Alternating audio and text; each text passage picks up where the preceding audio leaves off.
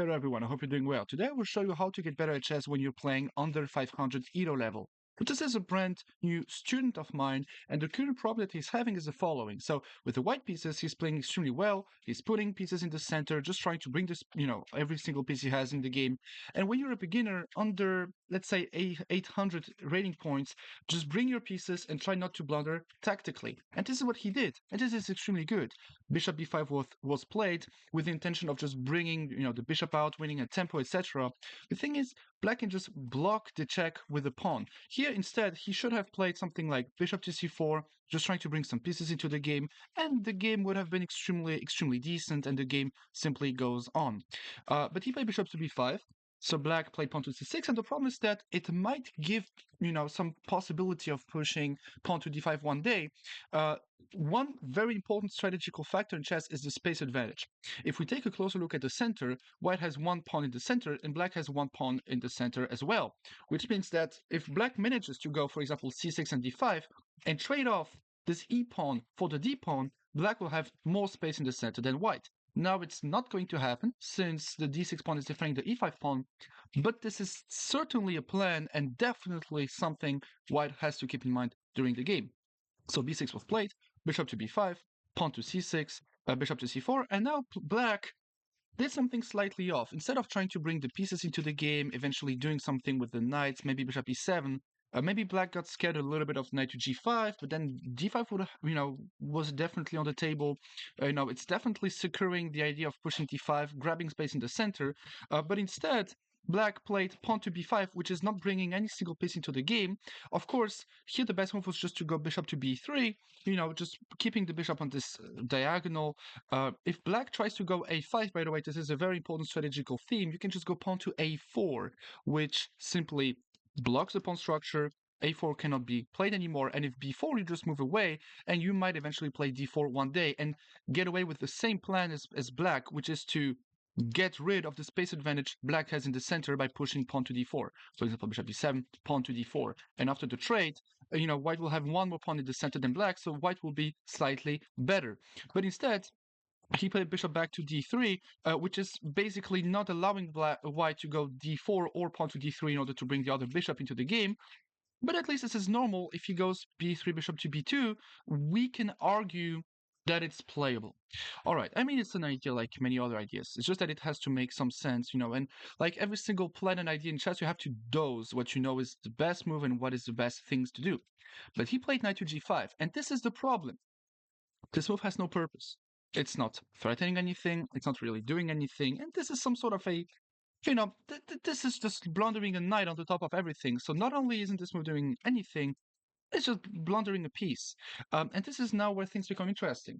Even if you're, a beginner or an amateur level player, you can prevent making mistakes with one single aspect of the game: calculation. Calculation is much simpler than you think. It's also the base of my book. Basically, calculation is making sure that your position won't collapse with forcing moves or because of forcing moves when you want to apply an idea. For example, let's say knight g5 has a purpose. First of all, the move has no purpose. It's not really doing anything. Here, castling was decent. Maybe b3, bishop b2 was better. Knight g5 doesn't do anything, but let's just pretend it's a decent idea. Then you will still have to verify the forcing moves, so checks, captures, and threats. If you manage to verify every single idea you're having on the board with forcing moves, you will just prevent yourself from blundering so many games. I'm not even joking, and I know that many of you are watching, watching my content and such, but until 1800 FIDE, it's really enough to win a lot of games. Just check the forcing moves. Even at higher levels like 1900, 2000 FIDE level, people just blunder forcing moves way too often. Not in the opening, not in the first phase of the middle game, but around move 30 to 35, people start to mess around and miss a huge amount of forcing moves for no reason at all. Sometimes in the middle game, sometimes in the end game, sometimes also in the opening. It happened to me not so long ago. I also had some games against some IMs in some German leagues where, the IMs in front of me were just missing simple forcing moves because This is what chess tactics is all about and what blundering is all about. You do not blunder because you see everything, right? You blunder because you either do not calculate or you calculate badly. What should you calculate? Forcing moves. Where should you calculate forcing moves? On the base of the weaknesses and the weak signals your opponents have. You can just go check my book or join your Discord. Sometimes I'm just releasing some free part of my books. But basically, you have to identify a weak signal in your opponent's position and then calculate forcing moves around those weak signals. The methodology is very simple. And then you just have to keep repeating that until you get better and better and better. Now, Black played f5, and now, of course, he just moved back to f3 because he realized that the knight was hanging. Here, capturing would just be a huge blunder because, once again, the knight is just hanging. So knight f3 is good. And by the way, this is extremely good. If you realize that the move you just played is a blunder, regardless of if there is tactical or positional reason to that, if you realize that your move is bad, accepting to move back is usually the best thing you can do. So this is really good. No fear of getting punished or anything. Here, Black just blundered the pawn, and he out-calculated him. He won the pawn, and now, of course, he just got better developed. Here, it was very important to just go pawn to d4. Just try to open up the king. Here, there is a very clear weakness in Black's position, weak signal, and this is the king.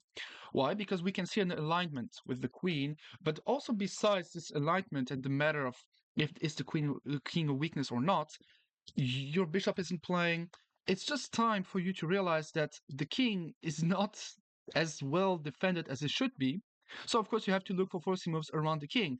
And then when you're creative and when you start to get, you know, more experience in the game, you just realize that you can play d4, which attacks the pawn, which is not really protected because the pawn would be pinned if I just capture on e5.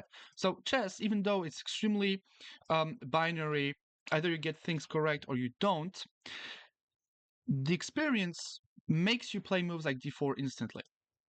Okay, he played knight to g5, which is once again bounding the same way, but this time he played bishop to e4, realizing that the bishop was getting attacked. It's all right.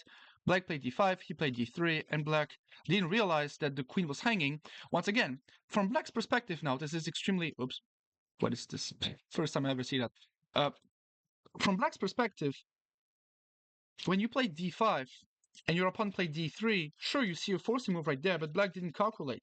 Here, after capture on e4, which is a forcing move, you have to check every single forcing move for white. For example, what if this capture?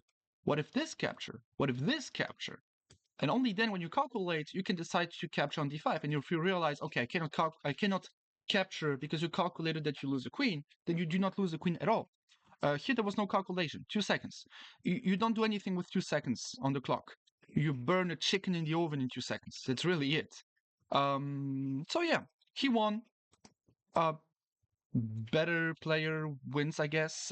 It's all right. It happens. That's basically what I had to talk about today. If you have any more questions, just let me know in the comment section. See you in the future. Take care.